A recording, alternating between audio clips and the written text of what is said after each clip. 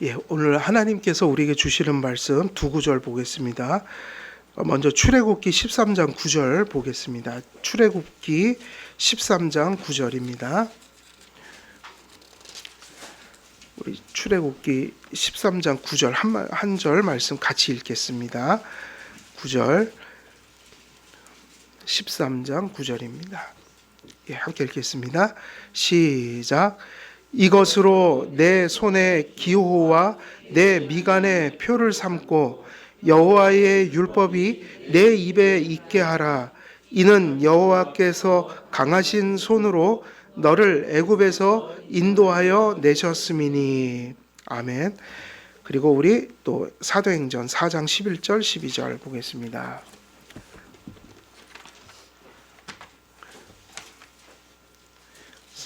사도행전 4장 11절과 12절 우리 또 같이 읽겠습니다. 11절 12절 시작.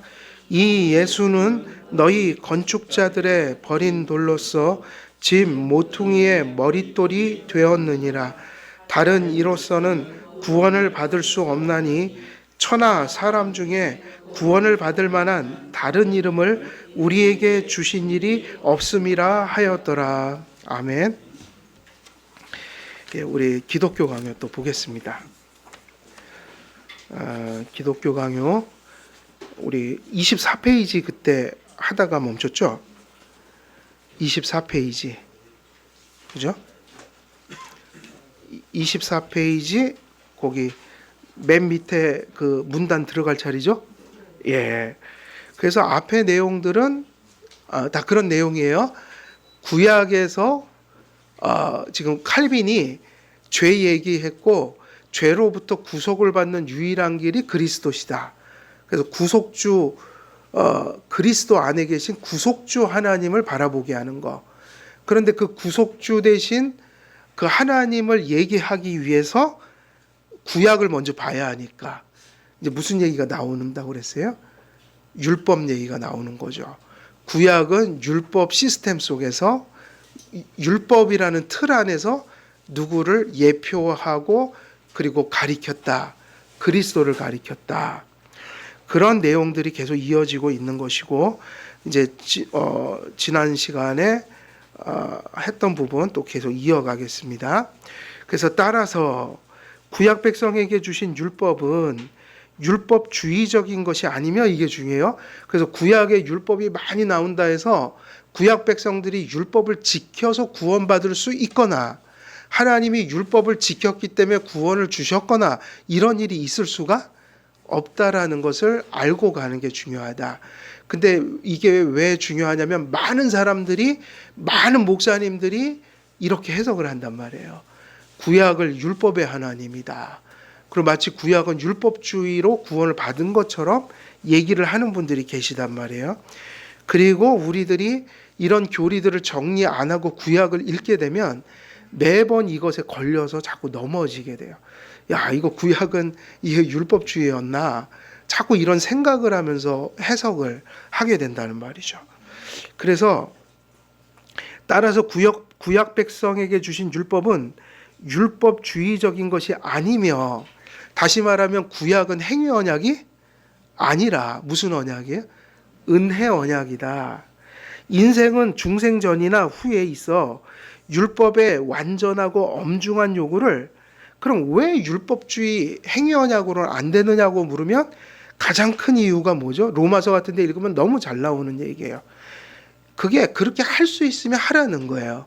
율법을 그렇게 잘 지켜서 하나님 마음을 흡족하게 해드릴 수 있다면 그렇게 가도 되는데 문제는 그게 불가능하다. 그러니까 이제 뭐가 문제인 거죠?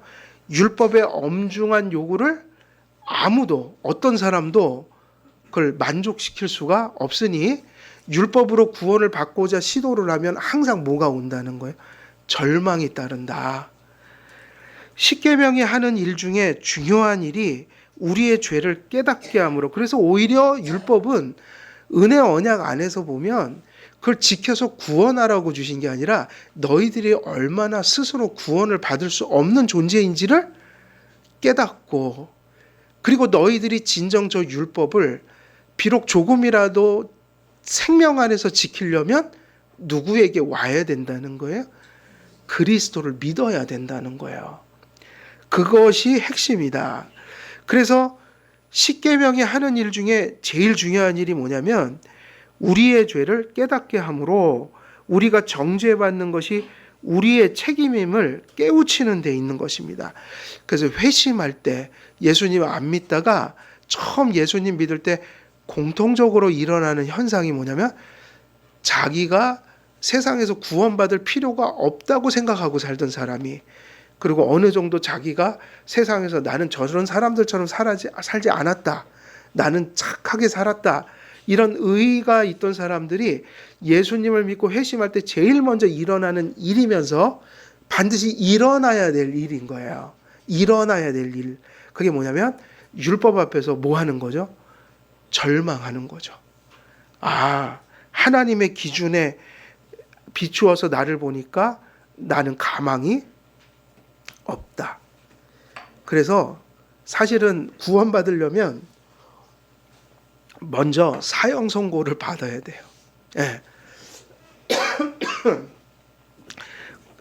그럴 때 그렇게 절망한 자들에게 하나님이 탁 던져주는 게 뭐냐면 그게 십자가죠. 그래 맞아. 네가 살 길은 없어. 그때 뭐를 던져준다고요? 십자가. 하늘에서 동아줄이 내려오듯이 그렇게 살 길을 주시는데 그 상태가 돼야 뭐를 꼭 붙들어요? 그 상태가 돼야 살려고 꼭 붙듭니다. 사람은 결핍을 느껴야 뭔가가 간절해지는 것 같긴 해요.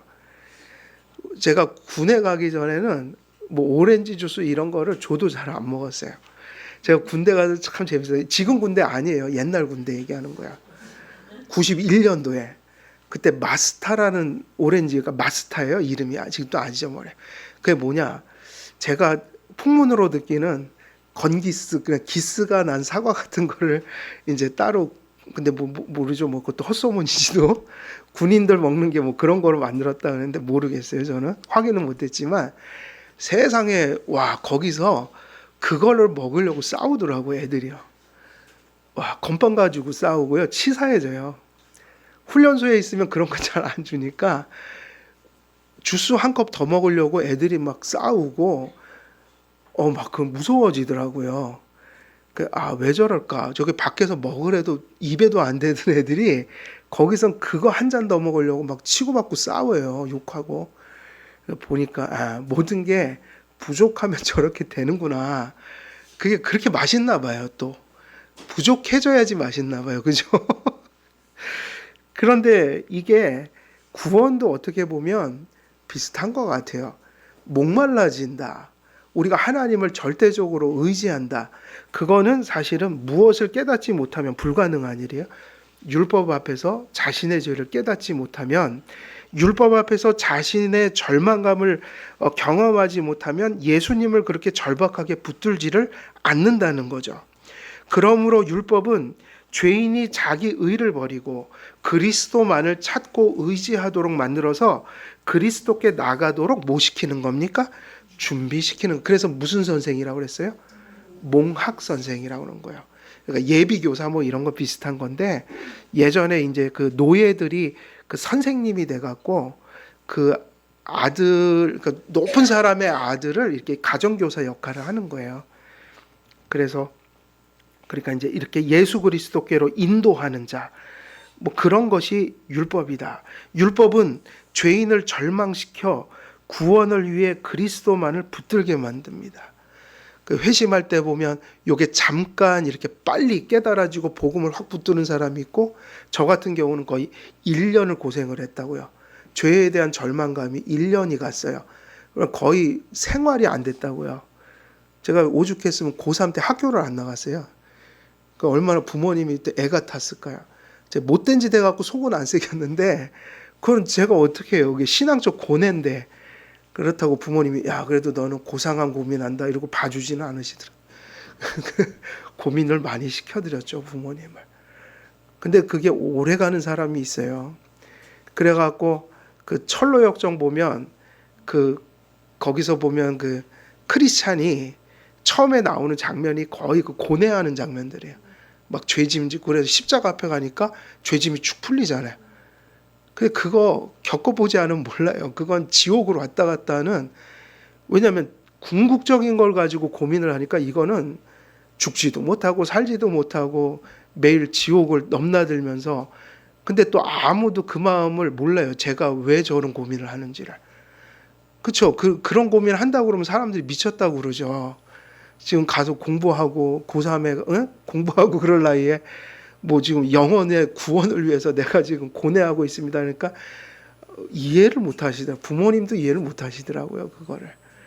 예. 근데 저는 그게 참 소중한 것 같아요.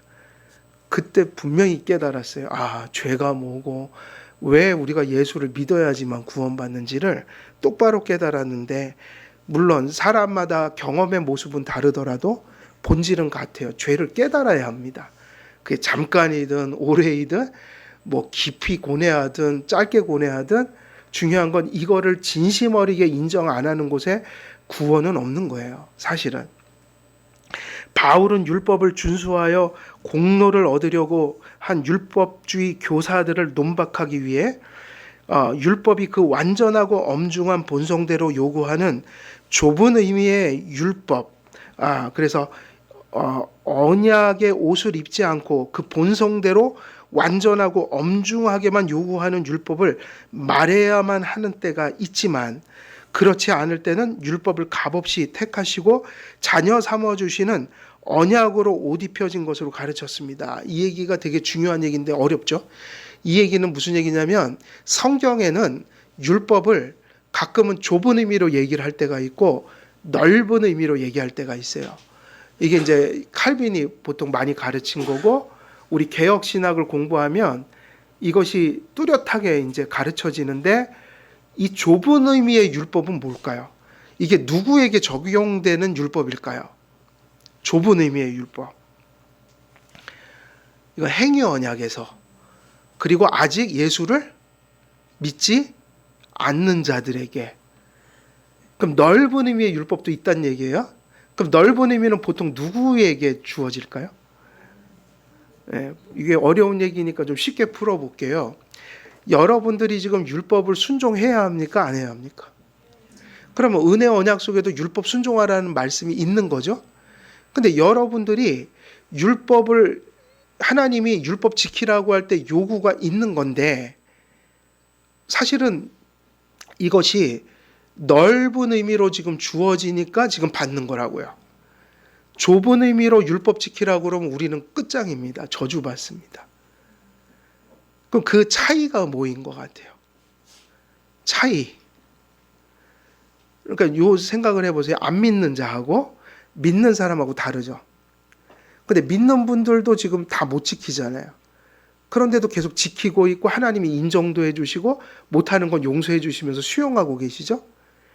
요게 넓은 의미예요. 그게 무슨 얘기인가? 그럼 좁은 의미를 좀 이해하면 좋아요. 행위 언약으로 가거나 안 믿는 자가 지금 아직도 무슨 언약 안에 있어요? 안 믿는 자들은 행위 언약. 그러면 예수님 밖에 있는 사람들에게는 율법이 가진 본성대로 요구합니다. 누가 없으면? 그게 좁은 의미예요. 그러니까 이 얘기는 이 얘기예요. 율법이 가진 본연의 본성대로 요구한다 이거야. 원래 율법은 그래야 한다. 근데 예수님이 딱 빠지잖아요. 그러면 율법은 무서워져요. 왜냐? 좁은 의미의 율법은 뭐냐? 행위 언약 때처럼 안 지키면 죽는 거예요. 정령 죽으리라. 근데 지금 안 믿는 사람들이 계속 예수가 없잖아요. 그러면 좁은 의미의 율법에, 다시 말하면 율법은 원래가 이런데 엄중하게 요구하고 완벽한 것을 요구해요. 어떤 것을 요구한다고요? 완벽한 거. 그러니까 어느 정도 완벽한 거예요? 양적으로도 가지수로 따져도 하나도 어기면 안 되고, 내면으로 보면 이 밖으로 나오는 게 뭐하고 똑같아야 돼요? 내면의 동기가. 그래서 원래 율법이 사랑이잖아요. 우리도 지금 그렇게 할 수 있나요, 없나요? 그냥 마음속에 밖에 나타난 게 다 마음에 있는 거하고 완전 일치하는 거야. 그렇게 어떻게 살아요? 우리 어쩔 때는 뭐 여러분들이 막 힘들게 와갖고 가끔 그래도 타인에게 예의를 지키려고 안녕하세요 이러고 있지만 마음속에서는 이제 막 힘들어하고 뭔가 지금 괴로우니까 마음은 엉망진창이고 근데 그냥 얼굴로 막 웃는 뭐 그런 때가 있잖아요. 근데 그러면 안 돼요. 그러니까 진짜 타인에게 인사하면서 그 친절을 베풀려면 마음도 늘 그냥 얼굴에 보인 것만큼 똑같이 해야 되는데 그거를 누가 하냔 말이에요. 할 수 있는 사람이 없어요. 우리는 가끔은 마음에는 없어도 해야 될 때가 있어요. 왜냐하면 이 땅에선 그래야지 맞아요. 마음속에 어떻게 완전한 것이 될 때까지 기다렸다가 하냔 말이에요. 그런데 율법은 원래 뭐를 요구한다고요? 예수님 딱 빠지면 엄중하게 그리고 어느 정도를 요구해요? 내면이나 외면이나 가지수나 하나도. 그러니까 바울이 그 얘기했잖아요. 10개 중에 9개 잘해도 하나 잘못하면 사실은 율법을 다 어긴 것이다. 다 허물어진다. 그러니까 율법의 특징은 율법의 본성은 완전하게 못하는 자를 찾아서 정죄하는 거라고요. 완전해야지만 받아주는 거예요. 그게 뭐다? 좁은 의미의 율법이다. 이게 지금 예수님 안 믿는 사람들은 계속 이 요구를 받고 있고 그리고 하나님이 이렇게 부르실 때 이 엄중한 율법으로 그에게 요구하셔서 절망시킨다고요. 그래서 뭐를 깨닫게 하는 거예요? 죄인인 것을. 근데 예수님 믿는 사람은 달라지는 게 넓은 의미의 율법이다. 근데 넓은 의미의 율법은 율법이 축소됐다는 게 아니에요. 율법이 엄중하게 하다가 하지 않는다는 게 아니에요. 왜냐하면 그러면 율법이 아니니까요. 근데 뭐가 달라져서 이게 넓은 의미가 됐죠? 율법은 원래 그런 건데 원래 조금이라도 미치지 못하면 죽어 마땅한 건데 넓은 의미는 뭐냐면 예수님이 우리와 함께 해주셔서 그 무서운 율법의 저주를 받지 않도록 용서가 함께 하신다는 의미예요. 관용이 함께 하신다. 그리고 원래는 율법은 완전히 지키지 않으면 하나님이 그냥 받지 않으시는데 누구의 의를 우리에게 덧입혀서 불완전한데 완전한 것처럼 받아주셔요? 그것 때문에 우리는 불완전하지만 율법을 계속 지키고 갈 수 있는 거예요. 불완전한데도 저주를 안 받는 거예요. 그러니까 율법이 허술해진 게 아니라 누구의 관용이 같이 해주는 거예요. 그것 때문에 사는 거라고요. 오늘도 만일 좁은 의미의 율법으로 우리가 요구를 받았으면 모든 것 하나하나가 다 정죄감이에요, 우리가. 근데 오늘도 부족하지만 하나님의 은혜 속에서 뭔가 우리가 조그만 거 하면 하나님 기뻐 받으시기도 하고 또 못한 거는 용서해 주시고 그래서 율법의 엄중함이 관용으로 이렇게 덧입혀져 버렸다. 그래서 성도들이 율법을 저주가 아니라 계속 표대로 향해서 다가갈 수 있는 긍정적인 것으로 바뀌어버린 거예요. 그래서 이렇게 됨으로 인해서 율법은 성도에게는 생활의 이정표가 될 수 있는 거예요. 만약에 예수님, 용서, 관용이 사라지면 한 발짝도 나갈 수가 없어요. 율법이 무섭게 충응할 테니까요. 지금 그 얘기를 하고 있는 겁니다. 그래서 사람 회심시킬 때는 좁은 의미로 하나님이 요구하시겠어요? 넓은 의미로 요구하시겠어요? 아직 딱 넘어올 때 좁은 의미죠. 그때는 알아야 하니까요. 너 죽을 죄인이다. 네가 지은 죄가 어떤 건지 아니. 지옥에 가야 한다. 그럼 절망해서 그러고 있으면 하나님 택한 자에게는 말씀으로 복음으로 나를 믿으라. 믿기만 하면 살려주겠다. 이거를 주시는 거라고요. 예. 칭의를 받고 중생 성화되는 성도는 용서 안에서 성령의 은총 가운데 율법의 목표를 향해 나아갑니다. 그랬으니까 부족한데도 계속 율법을 향해 나아가는 거는 이게 좁은 의미가 아니라 무슨 의미라는 거예요? 넓은 의미요. 그래서 여러분들이 그래서 아까도 얘기했지만 가벼운 멍에를 맨 거예요. 율법을 계속 지키고 가는 건 어려운 일이지만 이게 예수님이 함께하면 지킬 수가 없는 게 아니라 있다. 왜냐? 불완전한데도 받아주시니까요. 죄는 용서하고 행한 거는 다 수용해 주시니까요.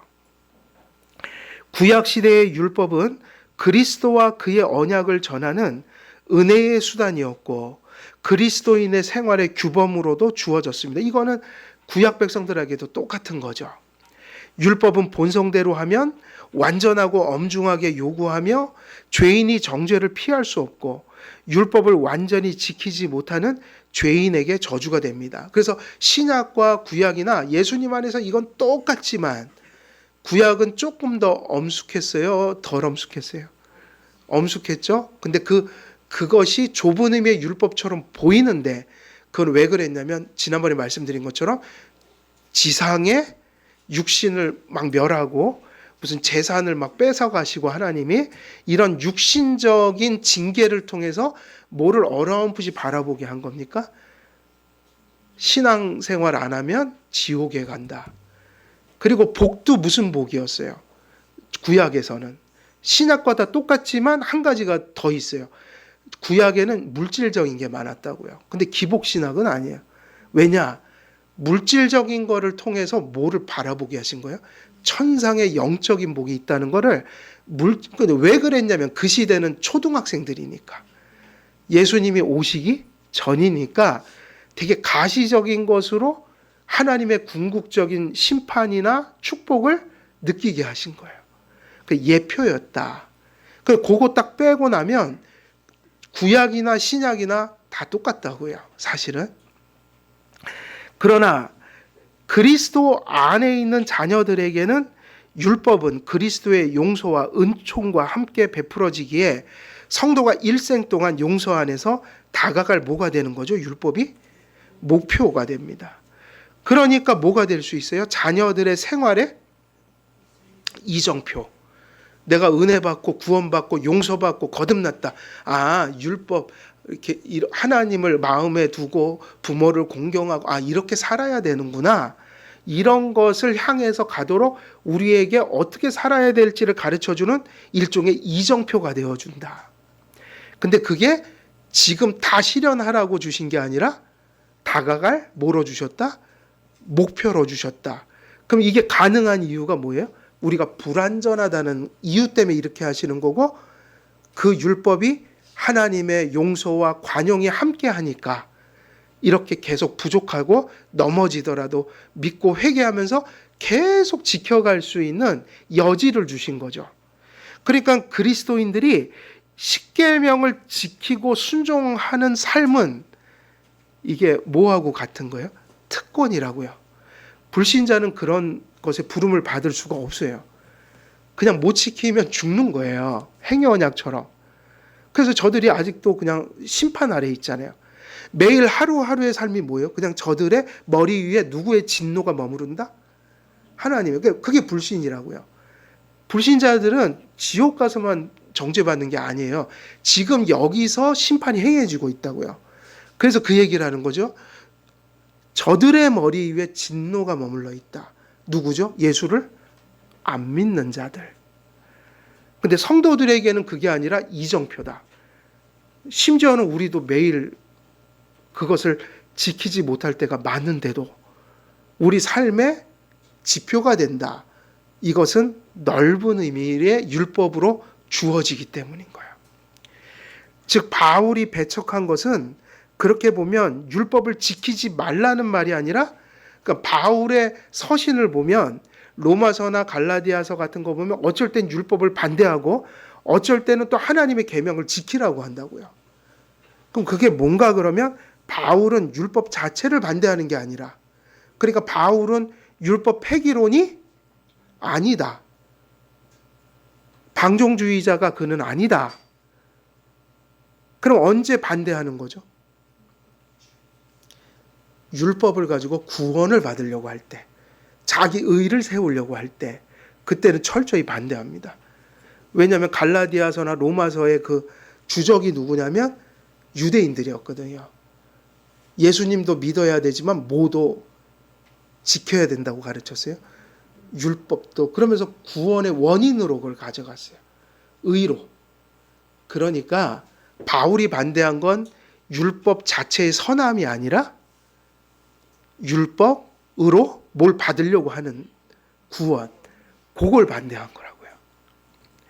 그 본성대로 완전하고 엄중한 요구로 압박하는 좁은 의미의 율법 앞에서 죄인이 깨달을 바는 부패한 인생이 결코 율법이 요구하는 뭐에 이를 수 없다는 거예요. 의요. 그래서 저는 예수님 믿으면서 그건 확실히 깨달았어요. 1년 동안 그 아까 얘기했던 고뇌를 하면서 그게 무슨 얘기인지 알았다고요. 내 안에 선한 것이 없다.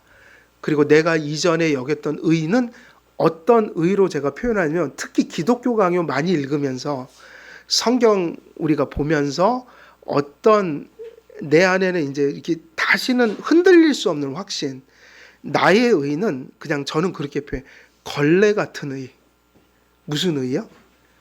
인간의 의는 그냥 너덜너덜한 걸레예요. 걸레 같은 의다. 나의 의는 뭔가 그것은 그냥 뭐라 그럴까, 그냥 오물로 가득한 의일 뿐이다. 그건 아무런 역할을 할 수가 없다. 그럼 이런 생각을 왜 했냐면, 그 얘기는 나는 나의 의로 살지 않겠다. 누구의 의로 살아야 된다는 얘기? 그리스도의 의를 의존해서. 이것을 인식하지 못하면 어리석게도 인생은 자기 의를 추구하며 그리스도의 절대적 필요성을 인식하지 못하게 됩니다. 그래서 우리가 성경 공부하고 예배드리고 일평생 이렇게 그죠? 공부하고 뭐 성경을 배우고 이러잖아요. 그러면 이거 왜 하는 거죠라고 물으면, 우리가 이 주제에 따르면 어떻게 우리가 되는 걸 목적해서 가는 거예요?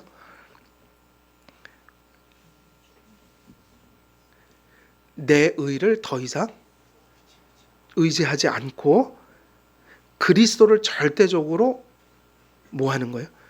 필요로 하는 마음. 그러니까 예수 그리스도의 절대적 필요성을 인식해가는 마음. 그게 10년 지나서 요만큼 생기고 또 20년 신앙생활하니까 이만큼 깊어지고, 그게 우리의 목적이라고요. 그러니까 하나님이 바라시는 것은 지식의 축적이 아니라, 이해되세요? 무슨 축적이 아니라, 그것을 물론 지식을 통해서 오니까 그걸 배워야 되는데, 그걸 배우고 나서 내가 바뀌어지는 거죠. 어떻게 해요? 주님을 의지하고 절실히 그렇게 그를 필요로 하는 마음이 깊어가는 거. 그러니까 계속 우리의 성경 공부는, 우리의 예배는 우리를 바꿔놔야 된다고요. 이것이 기독교에서 얘기하는 결실을 맺었냐 맺지 않았냐의 그 기준인 거예요. 다시 말하면 나는 작아지고 누가 계속 커지는 거예요? 그리스도가요. 그래서 그 말씀이 얼마나 중요한지 몰라요. 저는 그 산상수훈은 거의 구원에 가까운 구원론이다 이건. 그러니까 거기서 특별히 3가지 말씀. 첫째, 이거는 천국과 지옥을 가른다. 심령이 가난한 자는 복이 있나니 천국이 저희 것이며. 그래서 실제로 마음이 가난한 걸 어디다 연결시켰어요? 천국. 그 얘기는 이 얘기라서 무서운 얘기예요. 마음이 가난하지 못하면 어딜 못 간다는 얘기예요? 천국이요. 우리 마음이 가난해지는 게 얼마나 감사한 일인지 몰라요. 마음이 가난해진다는 게 지금 여기서 하는 얘기 그대로예요. 마음이 가난한 게 뭐냐면 우리의 영적인 빈곤함을 잘 깨닫는 마음이어서, 그 마음을 갖게 되면 2번째로 가죠. 애통하는 자는 복이 있나니 저희가 위로를 받을 것이며, 그리고 3번째가 뭡니까? 목마르고 줄인 자는 복이 있나니 저희가 배부를 것이다. 그게 다른 것이 아니라 바로 여기 있는 이 말씀인 거야.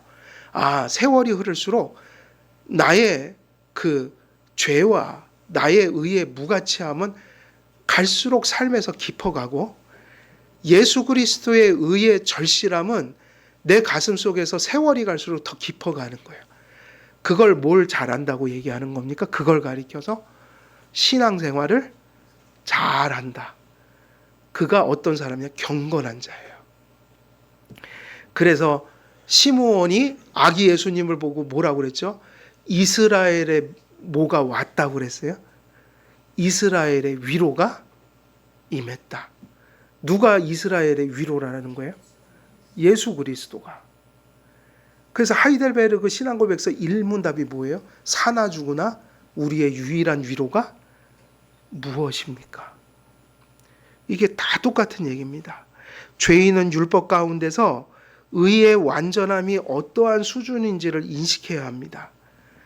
하나님 앞에서 인정받을 만한 의는 율법에 대한 완전한 준수밖에는 없습니다. 그래서 갈라디아서 3장 10절, 신명기 30장 19절이 이거 너무 중요한 구절이에요.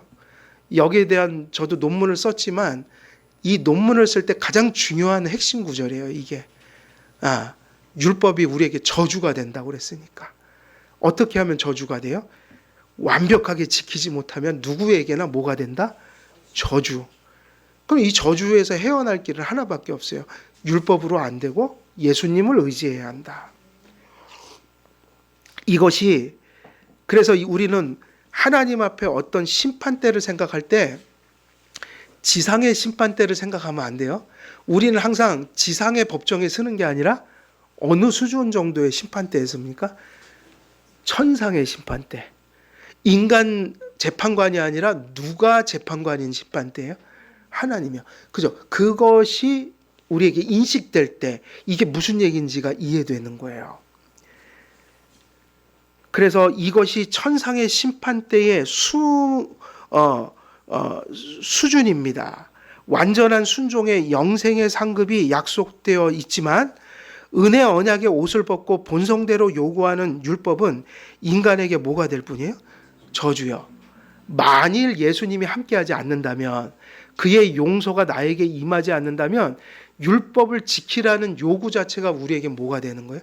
그저 저주일 뿐이에요. 다시 말하면 율법을 지켜서 구원 얻어봐, 내가 이런 거 줄게, 그러면 그게 그림의 뭐라는 거예요? 그냥 떡인 겁니다. 그림의 떡이라는 거죠. 율법 때문이 아니라, 근데 문제는 율법을 비난해서는 안 된다. 그건 율법에 문제가 있는 게 아니라 우리가 뭐를 했기 때문에 안 되는 거죠. 타락과 부패로 인해 율법의 연약함이 나타나게 되는 것이다. 부패한 사람에게 결국 이런 이꼴 관계가 성립되는 거죠. 부패한 사람에게 율법은 뭐로 바뀝니까? 사실은 율법은 하나님 말씀이잖아요. 우리가 에덴에 있을 때처럼 죄만 없다면 이게 얼마나 축복입니까? 그런데 문제는 부패한 자에게는 그 순간부터 율법은 뭐가 되냐면 저주가 된다. 이 저주에서 벗어나는 길은 예수님밖에는 없습니다. 그러므로 좁은 의미 곧 본성대로 요구하는 율법만 고려하면 우리의 영혼은 낙담하고 혼동에 빠지며 좌절할 수밖에 없습니다. 이런 절망과 좌절이 긍정적인 경우는 이것이 그리스도를 붙들고 의지하는 준비 혹은 뭐가 될 때뿐이에요. 동기요. 그래서 이거는 정말 비참해요. 죄는 막 깨닫는데 누구를 바라보지 못하는 거예요? 예수님. 그의 은혜가 임하지 않는 거야. 사실은 세상에도 도덕적으로 너무 민감한 사람이 있다고요. 그죠? 그래서 윤동주 시에는 무슨 구절 참 유명해요? 이는 그 잎새가 이는 그 바람에도 참 난 괴로워했다. 너무 양심이 민감해서 작은 것에도 괴로워하고. 근데 문제는 예수님이 없으면 그것도 문제라는 거야. 만일 예수님 없이 율법의 엄중함만 깨달으면 어떻게 될까요? 사는 것 자체가 지옥인 거죠. 제가 1년 동안 그 지옥을 경험한 거예요. 너무 힘들더라고요. 이런 절망과 좌절이 긍정적인 경우는 그리스도를 붙들고 의지하는 때뿐이다. 그러므로 칼빈은 성도에게 율법이 유익이 되는 근거가 무엇인지 알려줍니다.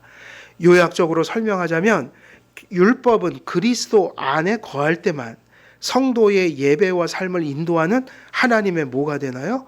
이정표가 됩니다. 그래서 율법이 내 입에 꿀송이 같다고 대답한 다윗의 고백은요, 오직 누구 안에 있는 자에게 적용되는 거예요. 그것도 좀 생각해야 돼요.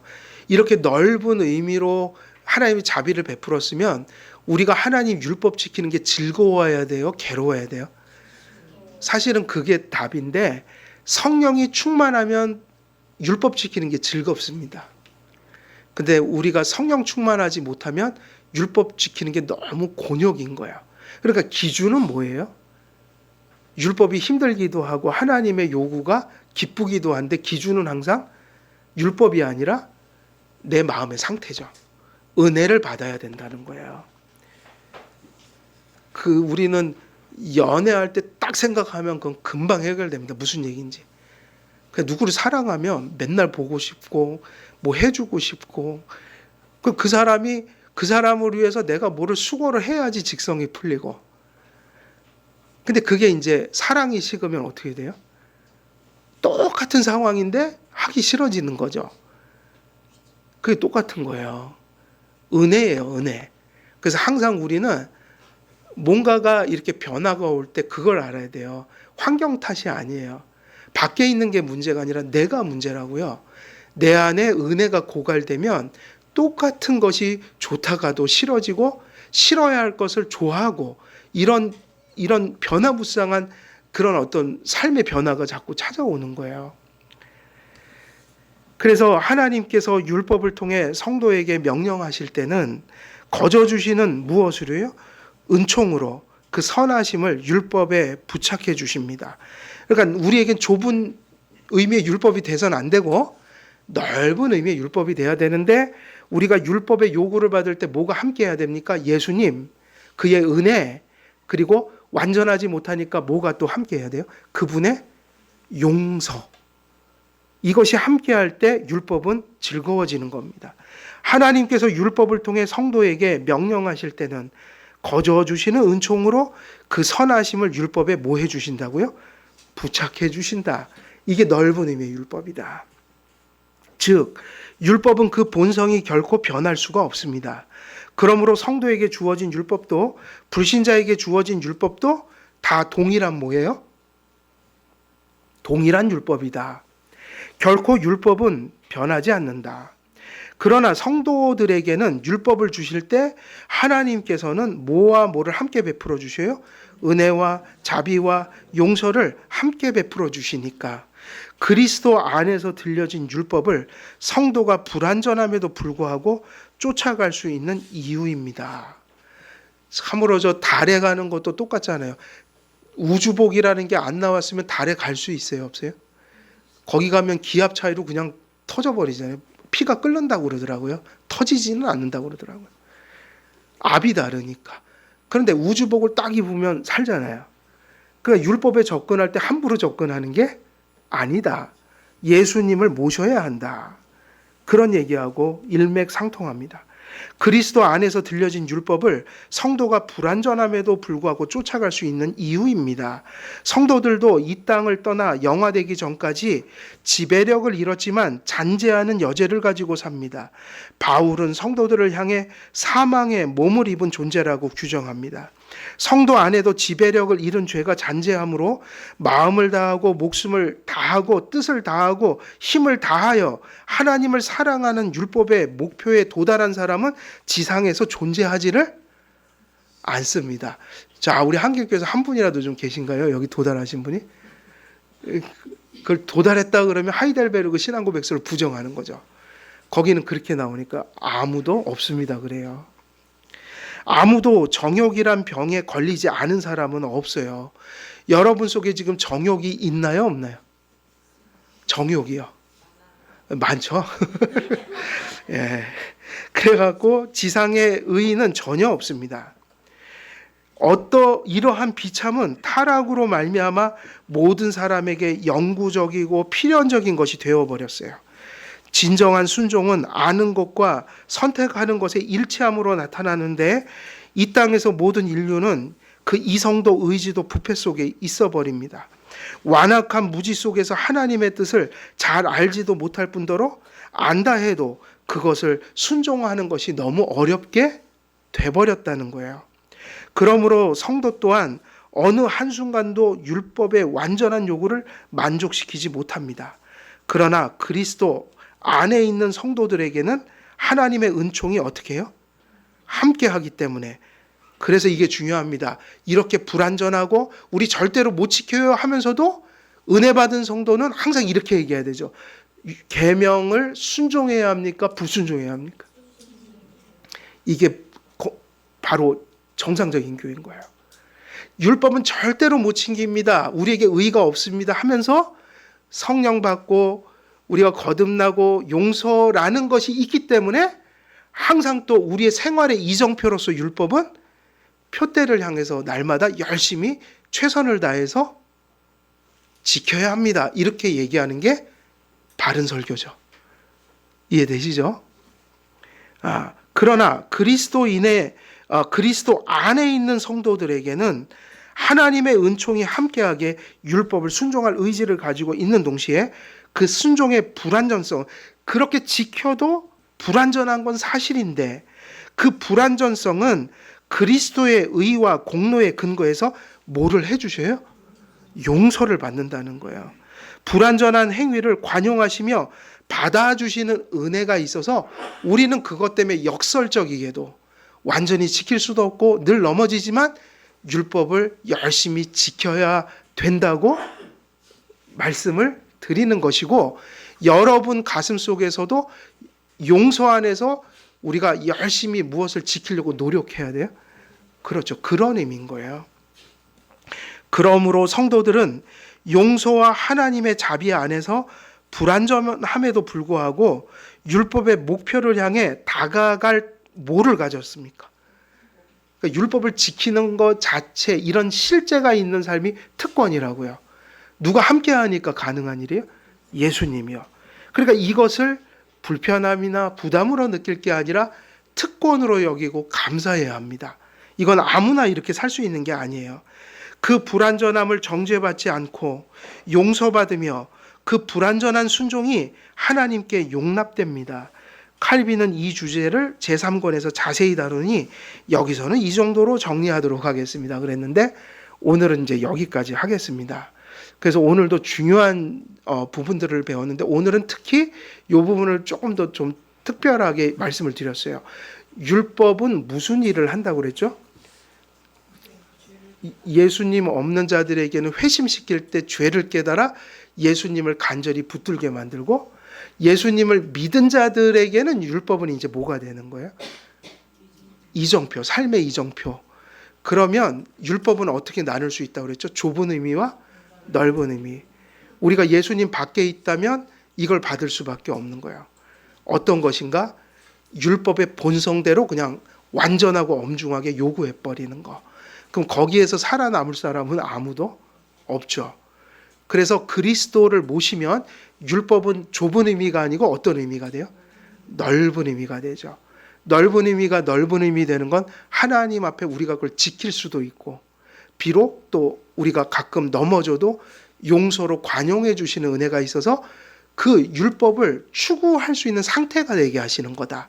그럼 그 이유는 율법이 바뀐 게 아니라 하나님이 용서하시는 은혜를 그 율법과 함께 우리에게 주시기 때문이다. 그래서 성도들은 주님 앞에 우리가 우리의 의를 결단코 내세울 수 없는 그런 겸손함을 가지면서도 예수님의 용서와 성령님께서 우리에게 주시는 은총을 의지해서 율법의 표대를 향해서 늘 순종에 애쓰는 삶을 우리들이 최선을 다해서 살아가야 되는, 그리고 그것이 구원받은 자의 마땅한 삶의 목표인 것을 고백하고 실천하면서 그렇게 사는 것이 기독교적인 가르침이다. 오늘 이제 이렇게 얘기를 하면 될 것 같고요. 결국 오늘도 가장 중요한 부분은 구속자를 이야기하니까 율법이 구속자에게 우리를 인도하는 데 있어서 되게 중요한 역할을 한다.